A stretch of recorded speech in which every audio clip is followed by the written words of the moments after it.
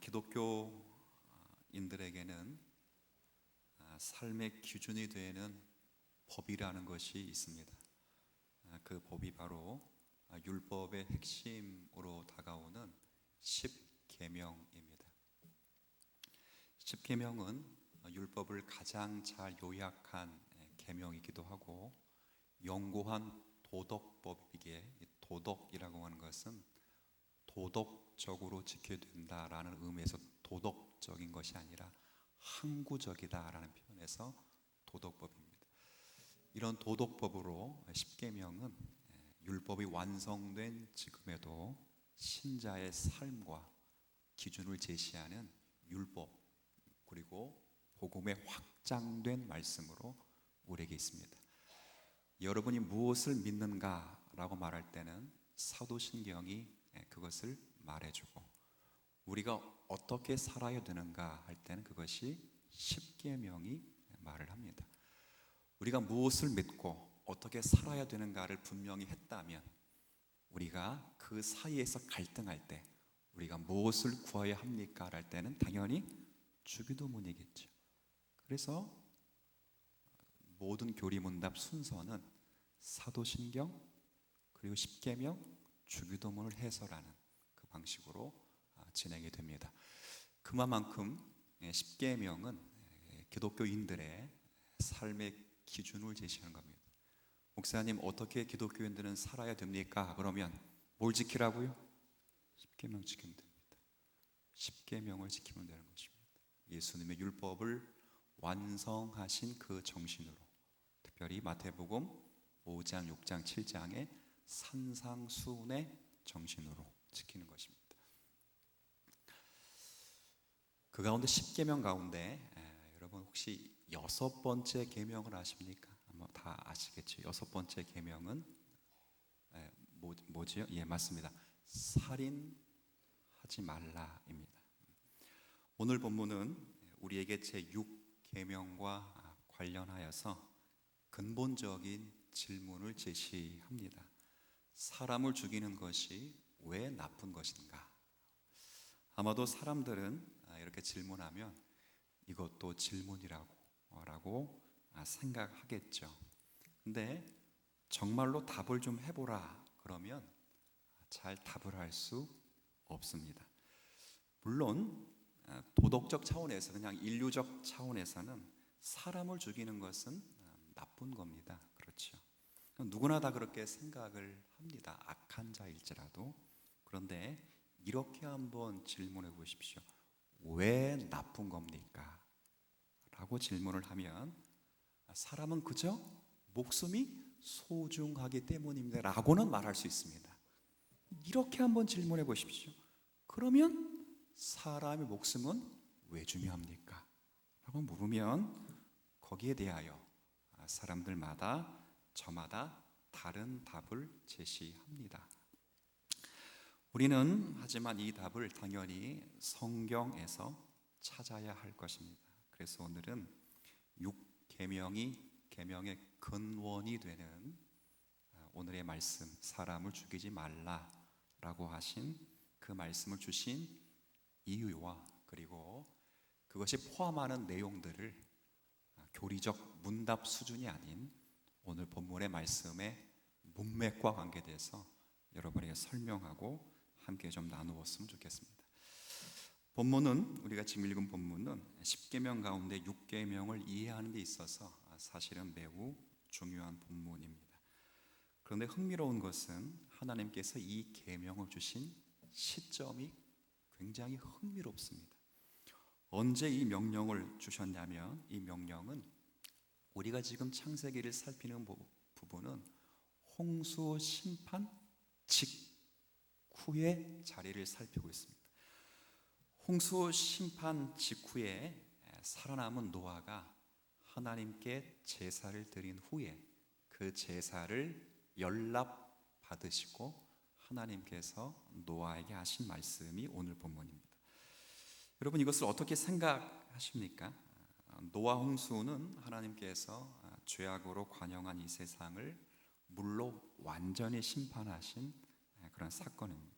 즉 하나님이 이 세상 모든 사람을 다 능동형으로 말하면 죽이셨습니다. 시점이 참 타이밍이 기가 막힙니다. 죽이셨습니다. 하나님 당신께서는 세상의 모든 사람들 한두 명도 아니고 어느 한 마을도 아니고 어느 한 지역과 국가도 아니고 모든 민족과 모든 사람을 다 죽이고 나서 노아와 그의 가족에는 사람을 죽이지 말라고 하십니다.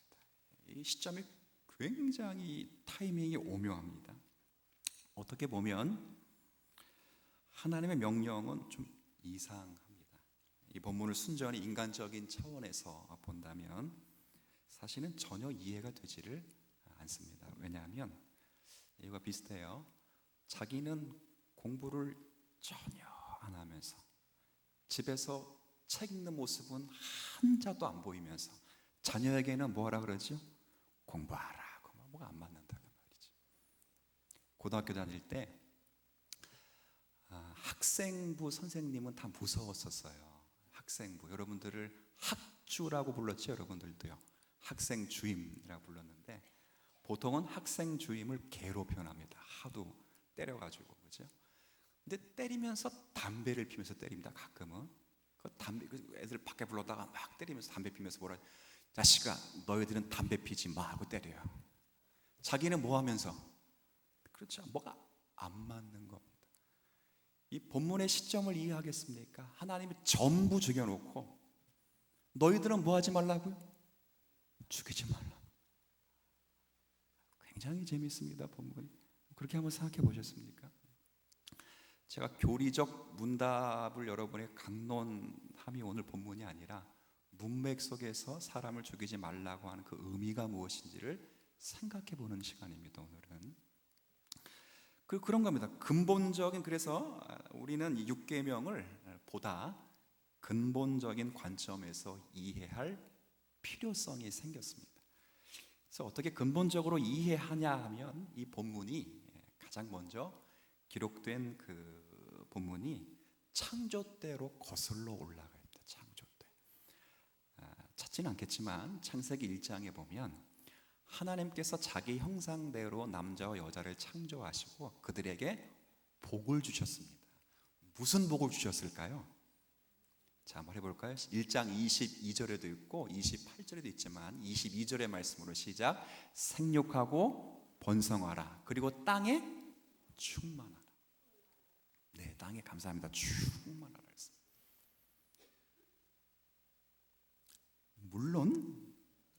물론 9장에 오면 생육하고 번성하고 땅에 충만하다는 것이 하라고 하는 그 명령을 너희들의 실력을 가지고서는 그렇게 할 수 없다는 것을 보여줍니다. 없다는 것을 보여줍니다. 사실은 이 이야기를 하는 겁니다. 죄로 인하여 그렇게 할 수 없다는 것을 보여줍니다. 그럼에도 불구하고 이 명령은 유효합니다. 그 자체는 여전히 유효합니다. 왜냐하면 오늘 9장 사람을 죽이지 말라 해놓고 7절에 뭐라고 말씀하셨냐면, 여러분 한번 읽어 주시겠습니까? 함께 읽겠습니다. 너희는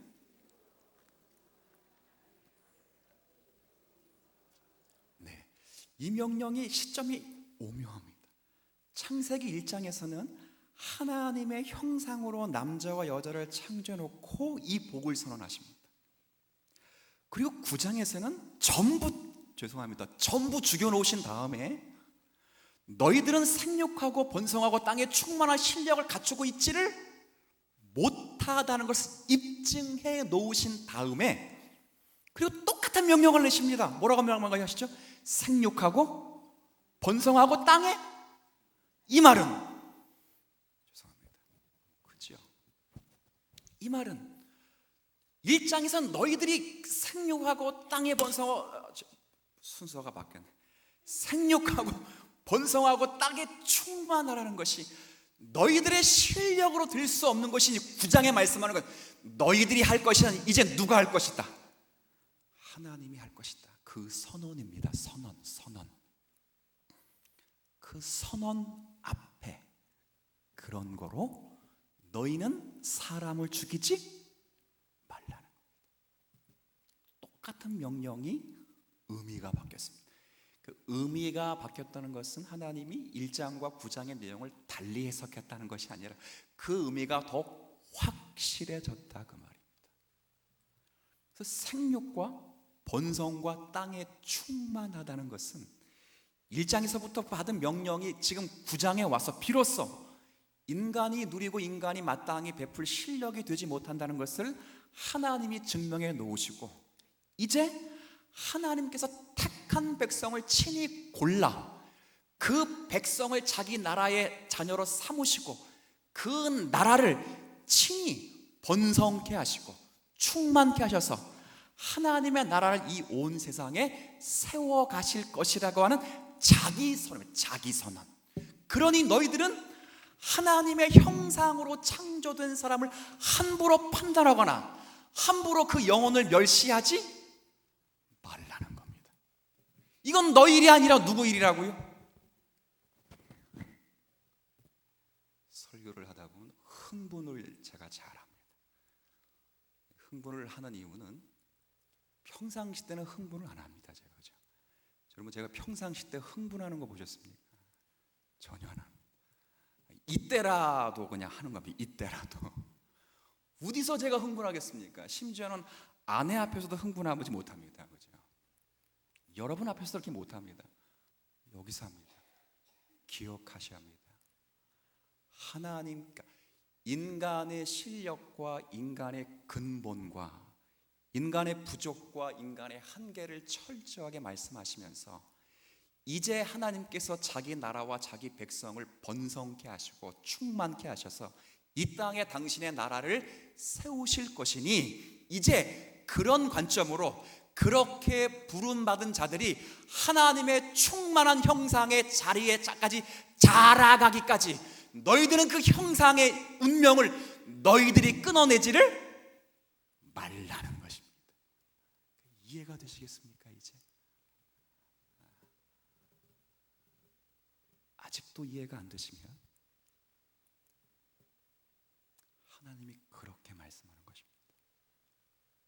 단순히 살인하지 말라, 땅에 정말 잘 먹고 잘 살아라, 그건 이미 9장 전에 다 끝났습니다. 그런 실력이 없습니다. 9장 이후에는 하나님이 그렇게 하실 것입니다. 그렇게 하시는데 하나님이 그렇게 하여 한 영혼을 자기 나라의 백성으로 부르시고 그 나라의 자녀 삼으셔서 하나님의 그리스도의 장성한 분량에까지 자라가게 하실 것인데, 그 자라가게 하시는 형상인 하나님의 백성을 뭐 하지 말라고요? 죽이지 말라는 겁니다. 왜요? 그의 영혼을 누가 지금 생육하고 번성하고 충만케 하시기 때문에. 하나님이. 그러니 하나님의 일하심을 너희는 너희의 생각과 판단으로 막아내지를 말라. 조금 더 이해가 되셨겠습니까? 그래도 이해가 안 되시고 밤새 해야 될 것 같아요. 밤새 지금 낌새를 보니 밤새 해야 될 것 같습니다. 오늘 무슨 말씀인지 아시겠습니까? 놀라운 겁니다. 단순히 미워하지 말라, 단순히 원수를 이렇게 사랑하라, 그 정도의 문제가 아닙니다. 하나님이 저 영혼을 불러 내가 내 백성 만들고자 두드러 패든 내가 무릎 꿇어 울든 저 사람을 감화 관복시켜 하나님의 사람으로 만드는 자리에 저 사람이 있는데 네가 뭔데 그 영혼을 판단하느냐? 그 영혼을 끊어내느냐? 단순히 사람을 미워하고 살인한 정도가 아니라 그건 하나님의 거룩한 구속 사역을 막는 것이다. 조금 더 이해가 되셨습니까?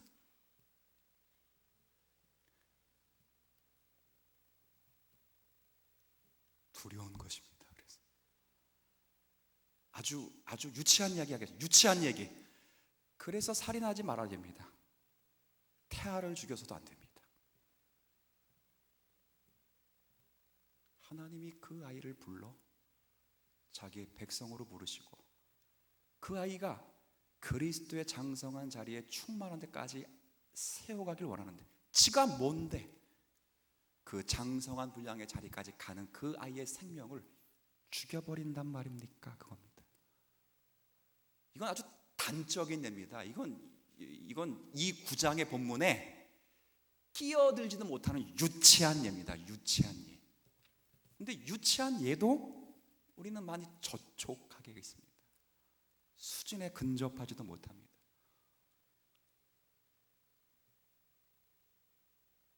왜 그러는가? 한번 보시죠. 그 백성은, 자 6절 한번 같이 읽겠습니다. 6절 시작. 다른 사람의 피를 흘리면 그 사람의 피도 흘릴 것이니 이는 그는 내 형상대로 창조된, 내가 그를 생육하고 번성케 할, 그런 내 나라에 충만한 자리에 이르기까지 내가 세워갈 나의 자녀이니라. 그러므로 하나님이 그의 운명을 시작한 이상, 하나님의 그의 운명을 완성할 때까지 너는 판단하지 말고, 너는 그를 끊지 말고, 그 사람이 하나님의 형상으로 온전히 서기까지 하나님의 법 가운데 그를 세워가라, 이렇게 이해를 하는 겁니다.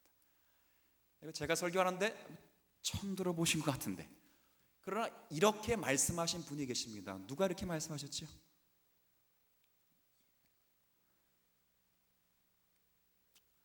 목사님들 이렇게 말씀하셨다 이렇게 말하지 말고 훌륭하신 목사님 이름 달라고 좀 눈 껌뻑껌뻑 그러시는 것 같은데, 예수님이 이렇게 말씀합니다. 예수님이 이렇게 말씀하십니다. 예수님이요. 산상수훈 5장, 6장, 7장에서 팔복을 얘기하면서 하나님 사랑, 이웃 사랑을 말해놓고 팔복 이후에 하나님 사랑, 이웃 사랑의 법을, 율법을 풀어서 설명해 주십니다. 오늘 그 내용을 한번 가볼까요? 마태복음 6장입니다. 6장.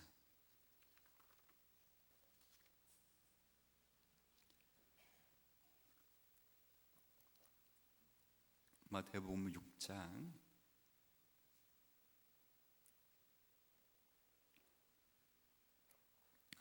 6장 죄송합니다. 5장이래요. 5장. 5장 21절부터 23절까지 읽을게요. 이제 얼마나 이 말씀이 이제 좀 들어오는지를 한번 여러분이 가늠해 보시면 좋겠습니다. 21절부터 23절까지 읽겠습니다. 시작. 옛사람의 말한 바 살인하지 말라, 누구든지 살인하면 심판을 받게 되리라 하였다는 것을 너희가 들었으나 나는 너희에게 이르노니 형제에게 노하는 자마다 심판을 받게 되고 형제를 대하여 라가라 하는 자는 공회에 잡혀가게 되고 미련한 놈이라는 자는 지옥불에 들어가게 되리라. 그러므로 예물을 제단에 드리려다가 거기서 내 형제에게 원망 들을 만한 일이 있는 거든 생각나거든. 24절까지 읽어주세요. 예물을 제단 앞에 두고 먼저 가서 아멘. 왜 그렇다고요? 너가 나가라고, 나가가 아니고 히브리어로 라가, 제가 쌍욕을 했습니다. 지금 육두 문자를 썼습니다. 라가라고 하거나 미련한 놈이라 하는 그 사람이 하나님이 지금 불러 자신의 형상으로 온전케 하여 생육하고 번성하고 그 나라에 충만케 하실 내 자녀이기 때문에 그 자리에 가기까지 네가 함부로 판단해서는 안 된다. 그래서 여기에는 자세히 표현하게 할 수는 없지만 성경에 이르기를, 예수님 뭐라고 말씀하십니다. 원수 갚는 것은 너에게 속하지? 그러니 원수 갚는 것은 그죠? 하나님이 신원해 주실 것입니다. 어떻게 신원해 주실까요? 오늘 본문의 말씀, 신앙의 상식이니까 제가 설명을 드립니다. 여러분이 원수를 위해서 기도하셔야 됩니다. 뭐라고 기도하냐면 하나님, 죄송합니다. 저놈이 제 원수입니다. 주님, 갚아주시고 심판해 주십시오. 그렇게 기도하셔야 됩니다. 목사님 이상한데요? 네, 그렇게 기도하셔야 됩니다. 하나님은 갚아주십니다. 어떻게 갚아주십니까? 그를 놀랍게 하나님의 형상으로 만들어내십니다. 아멘을 안 하시네요. 그게 꼴보기 쉽습니까? 꼴보기 쉽습니까? 그 자리에 가기까지 그 원수가 얼마나 인생이 괴롭겠습니까? 이해되시겠습니까? 그 괴로움이 내가 지금 당장 저 사람의 불편함과 저 사람의 망하는 것보다 훨씬 큼을 하나님이 지금 이 말씀으로 선언하고 계시는 것입니다. 우리가 할 일은 하나님이 완성되는 그 자리에까지, 우리가 원수 갚을 실력이 없으니 우리는 누구에게만 그 원수를 갚아달라고 요구할 뿐, 하나님께만 요구할 뿐, 우리는 우리의 삶 가운데 인내하여 주님 말씀하신 것처럼 원수를 사랑하라. 원래 직역을 하면 따라해 볼까요? 왼수를 사랑하라. 그런 마음으로 버티는 것입니다. 누가 만들 거니까? 이해되셨습니까? 이해되셨습니까? 우리 교회 상황을 이야기하는 것이 아니라 본문이, 오늘 이 본문을 만났습니다. 근데 우리의 삶 가운데 잘 노출되고 여기서 넘어지는 부분이기 때문에 저 또한 그렇고 우리의 삶 가운데 그렇고 우리가 잘 정리하고 정비해야 될 부분입니다. 쉽지 않습니다. 그래서 교리문답으로 좀 이야기를 해드리면, 교리문답이 모든 이 6계명을 받아 풀면서 적극적으로 이 원수를 사랑하라 혹은 원수를 축복하라, 이 말씀을 어떻게 적용해야 됩니까? 라고 할 때 전부 그래서 화목과 평강, 즉 샬롬으로 적용을 합니다. 여러분, 제가 아까 산상수훈 얘기했으니까 산상수훈 5장을 한번 가보시죠. 산상수훈 5장, 지금 참 우리 5장 읽었죠? 5장 9절입니다. 9절. 그래서 이 9절의 말씀이 지금 여러분이 읽었던 21절 이하의 말씀이 해석된 부분입니다. 9절 한번 읽어볼까요? 시작.